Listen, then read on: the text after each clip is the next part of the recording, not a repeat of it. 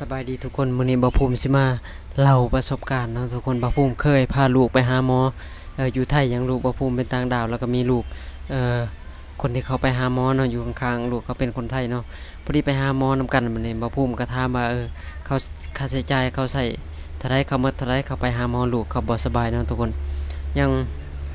เราบอกว่าเป็นคนไทยแล้วว่าบ่ได้เสียเงินเจ็บไข้ตั้งแต่เกิดมาเลยโอ้บ่ภูมิฟังตอนแรกก็ตกใจมันแม่นบ่วะ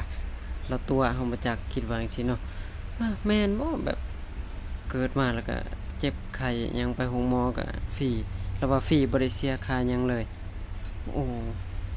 พอผมไปมื้อนั้นก็เสียหลายเติบเนาะทุกคนเนาะเสียหลายบาทเติบไปโรงบาล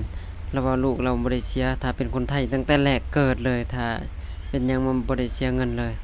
โอ้โคตรคักเลยเจ็บไข้บ่ว่าสิฉีดวัคซีนฉีดหยังก็ฟรีเบิดเลย